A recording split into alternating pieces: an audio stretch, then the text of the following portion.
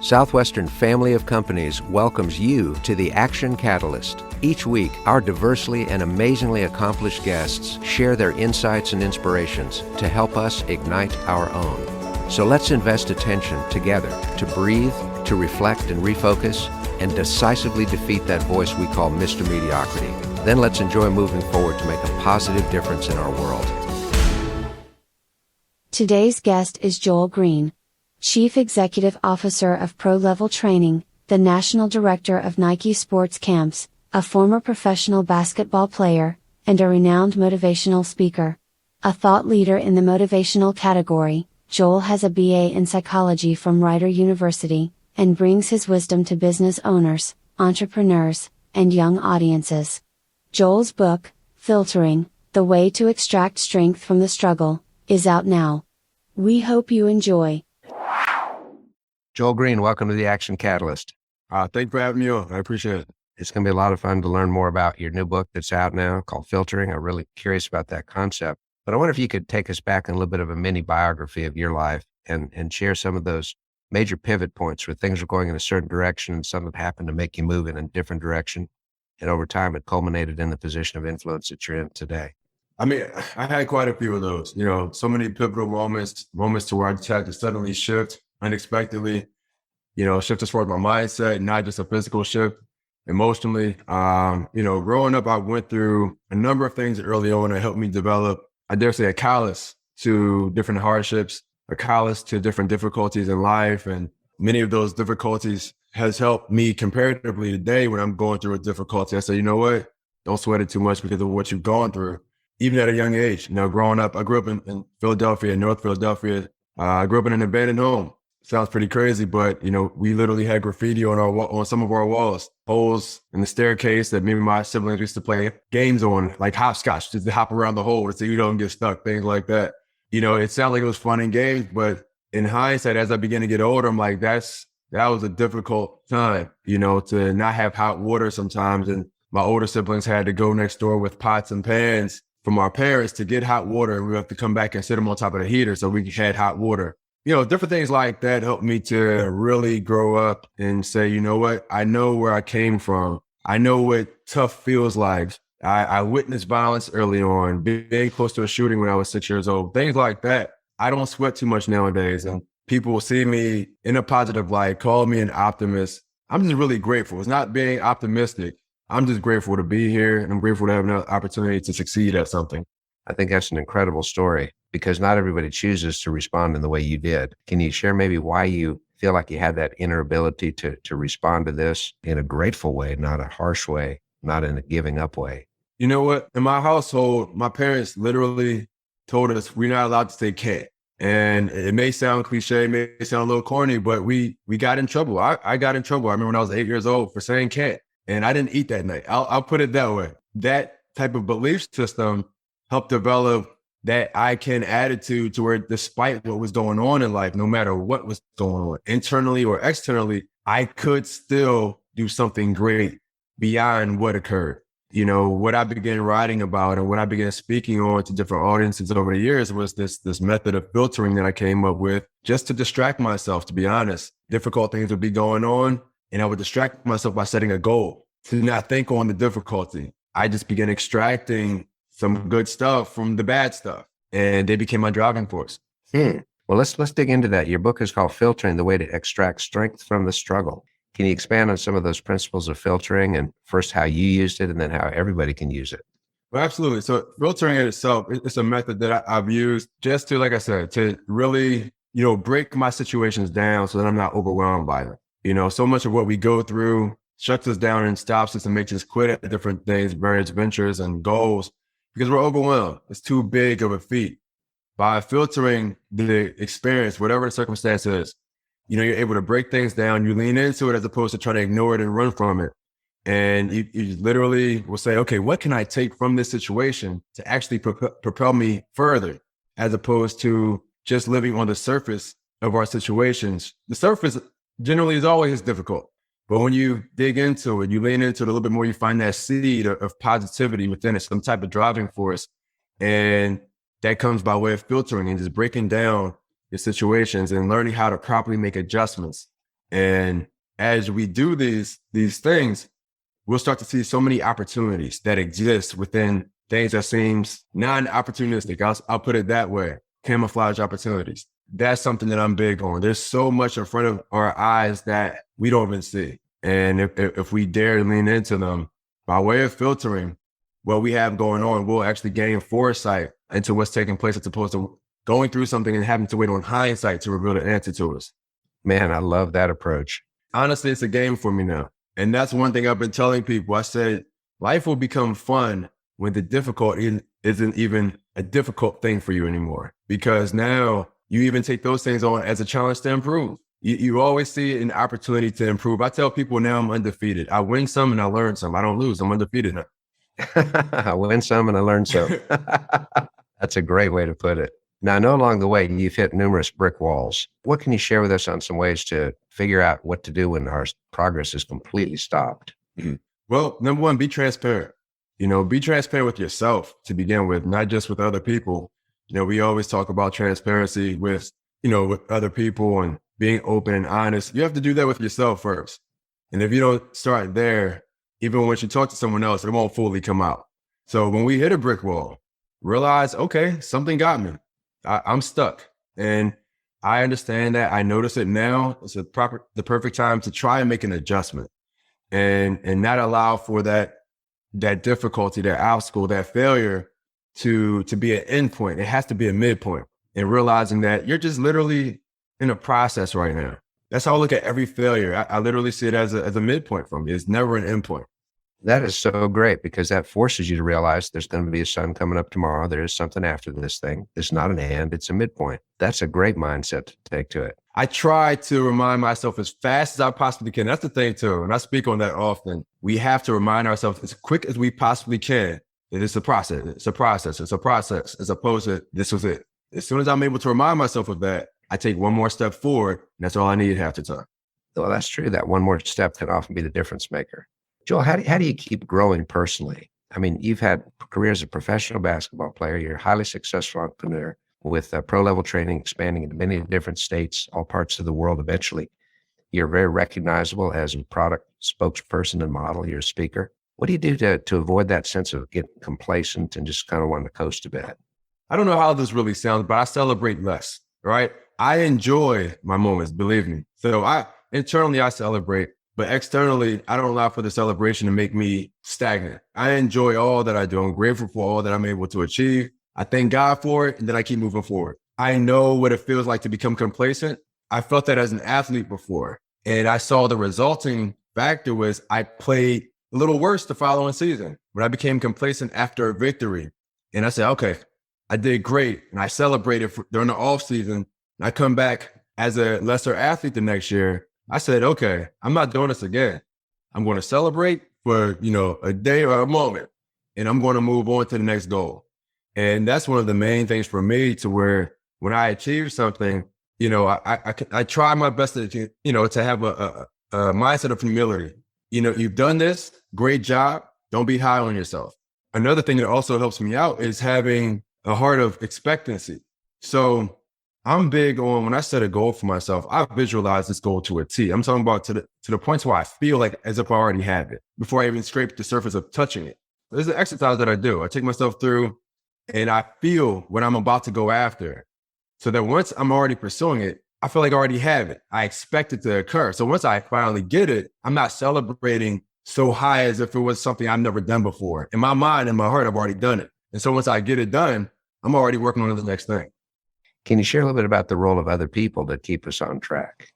Absolutely. I mean, there's a number of people. My parents, to begin with, my parents are amazing. They're, two of the most intelligent people I know. I dare say they are the two most intelligent people I know. They've taught me so much and still are. I'll reach out to them. If I'm going through a difficulty or challenge, I figure they have some type of, if they don't have the answer, they have something that can lead me to the answer. They're two pastors. They're preachers. So, they're well-read. They know a lot about life. They help guide other people. Those are two of my guides. And I have some other mentors as well, former coaches. One of my high school coaches, he's become like an uncle to me, to where I can reach out to him for anything, just a bit of advice. He will be very open and honest with me. And that's exactly what I need. And that's why I will hope that when someone's going through something, don't reach out to that yes friend all the time. Don't reach out to the yes mentor all the time. Reach out to that person that may strike you deep, with some of their remarks. But what you have to realize is a lot of times they'll be striking gold. A lot of people aren't willing to strike deep. Those aren't the ones you always need to reach out to. For me, I reach out to those people like my brother, my sister, my parents that can literally tell me what it is and what I need to do and not try to butter me up. The ones that'll speak truth to you because they love you enough to do that. Absolutely. I mean, that's really what it's all about. Yeah. Now, you work some really long days. You take a lot of pride in your work ethic. Do you have a morning routine that just starts every day in very much similar manner? Yeah. So, preferably, I wake up at 5 a.m.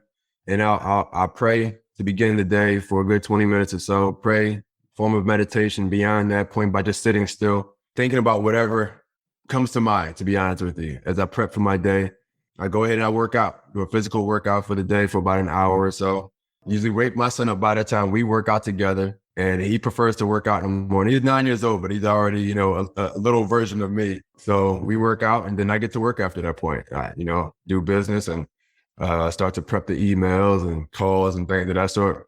For me, it's so important to maximize, from my end, to maximize on the hours of the day. And I realized that the earlier I began, I got it from being an athlete. I'll be honest with you. I picked up that characteristic, from the athletic side of things, as I would start my day at that time around 4:30 and be out on the track and, get my early workout. And I used to tell myself the earlier I began, the more training I can get in throughout the day. The more training equates to me improving. I carry literally the same mentality in business now that I carried as an athlete. Part of your interesting background is the fact that you played professional sports in Europe. You played in Ireland, a couple of other countries. What are some of the insights you got from coaching styles that people in other countries might practice that maybe people in America just don't listen to that much or know much about? Well, I saw abroad that they're very, very regimented. Like we will do something 1,000 times. And I loved it. That's the way I train now. I'll be honest. A lot of the ways that I run my business and the way I train different athletes is I picked up a number of those characteristics from Europe. We would literally go into practice in some of our training sessions and work on 2 things. Here in America, we may work on about 4 to 5 things a workout. Over there, we worked on about 2 things and they wanted us to get it down that day. So we would do it hundreds of times, that one workout, just to make sure we were comfortable enough by the end of that workout to properly execute whatever we were taught. That mentality over there of perfection rapidly, versus over here to where it's a bit more gradual, a little more intense, I feel like over here as far as the athletic side. But I saw the regiment side over there was just a little different. And it added to me because I was able to bring the attributes from here in America and also pick up on things over there. So it helped me to become a melting pot of some great tools. That's good. And probably those people in Ireland had never met a guy from North Philly before. Never. That was the funny thing, man. Just relating to one another. It was a challenge at first, I'll admit. But I mean, we loved each other. After a while, it was a huge culture shock for me. It was my first time being over there. And number one, the environment was a culture shock. It rained my first 4 months there, it rained every day.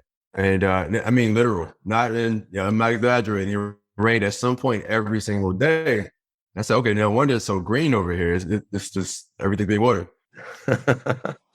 Well, a couple of things I wanted to ask you about. You have a philosophy that the fun doesn't come first. We need to stop looking at the struggle as something that's a negative. Could you expand on that for us? Absolutely. For me, the struggle is truly, that's where the fruit is. We don't always realize it because it hurts. The struggle is usually painful. The struggle is difficult, but there's always something on the other side. And usually on the other side of a struggle, it's something good because it can't go any worse. So it's like when people kind of have the proper perspective and vantage point and see a struggle as, okay, when I'm in it, I'm gonna get through it because on the other side, it has to be something better. You're already at the bottom. That's how I look at a struggle. Like, okay, I'm in it. It's tough. It's difficult. It is. It's a challenge. But man, if I just continue to persist, if I just dare myself to keep moving forward in some form, in some fashion, it's a guarantee. I dare say a guarantee of something good coming up. If I continue to move forward, if I don't move forward, I may be stuck in this bad place for a really long time. The fun not coming first, that's what it's about. I lean into the process of things. I fully embrace the process of whatever it takes to get to the greater side of the greater good of things. Me waking up, perfect example, me waking up at, 5 a.m. to work out. That's not fun, That's not an enjoyable thing. I will be the first to say, like, I enjoy it. I feel like I'm in pretty good shape.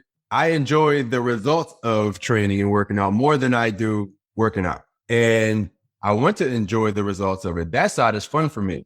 But the fun doesn't come first. The fun comes through working hard, getting in the gym and doing X, Y, Z so that, you can enjoy the fruitful and fun side after the fact. Yeah. One thing I'm really impressed with what you just said, Joel, is when you spoke about why not keep going in the struggle, because it can't get any worse. It can only get better. But if I stop, it may stay worse. Exactly. It's like the old saying, when you're going through hell, keep going. Amazing. Exactly. Funny. You also have a statement. You say real life makes an impact. Stop living through false narratives. There's so many false narratives out there. We're in a day and age, with social media, and I dare say so many falsehoods, to where things appear perfect. We want to live the perfect life. We want to be perfect individuals. Don't try to be perfect. You know what I mean? The real side of things includes imperfection. Embrace your imperfections. Embrace your insecurities.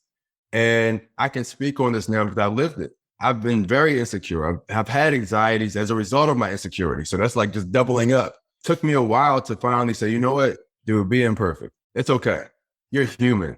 And I didn't realize that until I began finally expressing my imperfections, expressing my insecurities to other people. And that was exactly the moment when I began to see, oh, other people are also imperfect in this area, also insecure in that area. And I began embracing my insecurities. I said, okay, I'm not perfect here. You know what? Now I start to realize every imperfection or every insecurity is nothing but grounds and a foundation for every improvement. So it's like every improvement starts somewhere. It usually starts with an insecurity of some sort or starts with an imperfection. Embrace them and just build upon them if you actually have to, or just accept those things. So many people, I think particularly young people, are caught up in their image because they look at somebody else's social media posts where their image looks so glamorous, their life looks so much fun. And inevitably we make comparisons and we end up feeling a little bit short, which makes us feel worse. Doesn't get any better. We're put here to be us. You're put here just to be you. I'm put here just to be me. And obviously us being us, we're put here to help influence and impact other people. We're not just put here for ourselves, but we are put here to be ourselves. When we're trying to be everyone else or everything else, we can tell inside our heart, our conviction tells us we're not being truly who we are. I'll be honest. I have to remind myself of this today, often, be you, say what you would say, do what you would do. And, I have the most comfort at that point. Which I guess is another benefit of staying busy, because when you have a lot on you, there's just not enough energy to be somebody else and be yourself. You're speaking the truth. I mean, that's man. I mean, yeah, you don't have the time to fake it. You don't have time to be, outside of who you naturally are. And that's so true. Yeah. Well, I dig that. That makes a lot of sense. For sure. One other quick question. You talk about how you can train our brains to default to something instead of making excuses to default to some different pattern there. What do you mean by train our brain into a different default mode? Well, I mean, that's the key thing. That's something I've had to work on. I still work on as far as training myself to have my most ideal reaction by default. I've had talks with people to where it's like, you want to respond instead of reacting, right? So you want to have a greater response because a reaction is literally an action based off of what someone else made you do. So that means they're in essence controlling what you do. And I don't like that. I don't like always reacting because then I'm not in full control of my actions. So I choose and prefer to respond because I feel like that's coming from me. And that comes by way of me training myself, going through different situations to where I say, okay, take a quick second before you even have a response of any sort. That way it won't come out as an impulsive reaction. Training your default is not easy. It's not an easy thing to do. It takes you taking a moment before even acting in any way, just breathing, stopping, and thinking for a quick second. We can think over 30 thoughts every second, every minute rather. We can think up, if we just take a minute, we can have so many thoughts, but we choose not to take a minute just to kind of process things, to breathe And for me, that was one of the main ways I trained my default response. And my default thinking was, okay, when something happens, take a moment for yourself to just process it. Literally take a minute, take, 30 thoughts and see what you can come up with before you get back to the other person, before you react. That way you'll have a better response. Because that react is kind of a primitive reaction to whatever's going on. The fight or flight triggers, and we just Absolutely. later on usually regret when we Absolutely. And I know because I've had plenty of regrets based off of, negative reactions. So I said, man, I have to stop that. Oh, I think that's fantastic. Joel, one other kind of big category of things I hope you could touch on is some words of encouragement. We've got listeners from all around the world, some of whom are just trucking through life. Things are just going brilliantly for them. They're happy with everything. On the other end of the spectrum, we got some people right now that are really struggling. They're just really down, really discouraged. What advice would you give to somebody that just doesn't know what to do next? But question the situation, as opposed to just questioning why me or why God, or if they're religious, whatever the case is, question the situation. But when painful circumstances come my way, I don't always just question the surface of what's going on. I try. It's not always easy, but I try to ask myself, what can I get from this? I know this is, happening to me, but can I change my vantage point to see if it's happening for me? And that's a big thing, because when we're emotional, when we're in our feelings for too long, we forget that there's another side to what we're going through, or potentially another side. It doesn't seem that way. But when you begin to question the situation, as opposed to just questioning the surface of it, oh, why did they do that to me? Or why is this going on? Why did my boss do that? Things like that, that's the surface. If you start to hold yourself accountable a little bit more, say, okay, what can I do to change right now that can help influence a change within what I'm going through? When we change, the things around us change. So if you lean into the situation and question the situation and say, okay, how can I change right now to help potentially better this situation? I know you'll come up with great answers. You'll come up with different people to reach out to. You'll start to realize that you have help, because you'll start to brainstorm. That's what truly was taking place. That's what filtering is. Filtering is a creative brainstorming process to where you break the situation down, you question the situation so that you begin to really draw out the fruits from that situation. You start to have things revealed to you like, oh, wow, I didn't think about that. You know what? I met that person 3 months ago that they gave me their card. I can reach out to them now. They're a therapist, or okay, they're in that business. I'm struggling in my business right now on this facet, but they can help fill that void. But it takes us leaning into the situation and questioning, how can we become better right then and there while everything feels worse?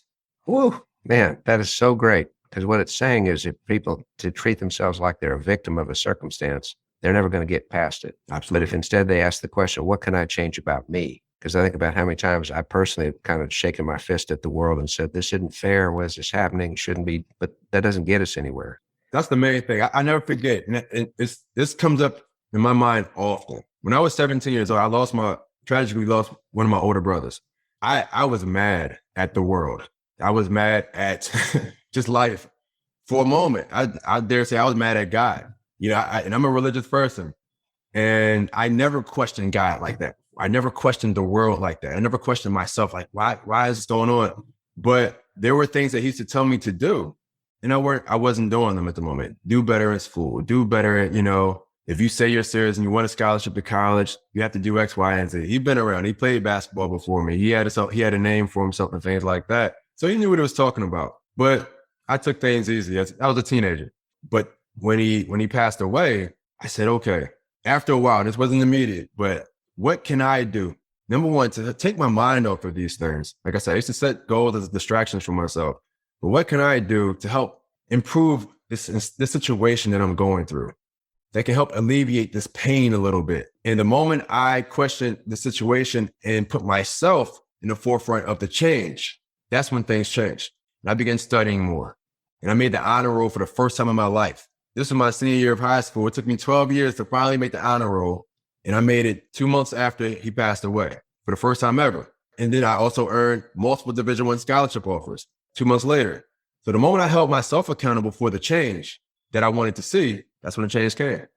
Fantastic. Joel, time with you flies, my friend. This is just terrific conversation. I want to thank you for everything you shared, it's inspired me. I know it's inspired our listeners. Thanks so much. I really and truly appreciate it. Thanks for having me on. If you enjoyed this podcast, please make sure to subscribe. To stay updated on everything that the Action Catalyst is up to, make sure to follow us on Facebook and Instagram at Action Catalyst Podcast and Twitter at Catalyst_Action. Thanks for listening.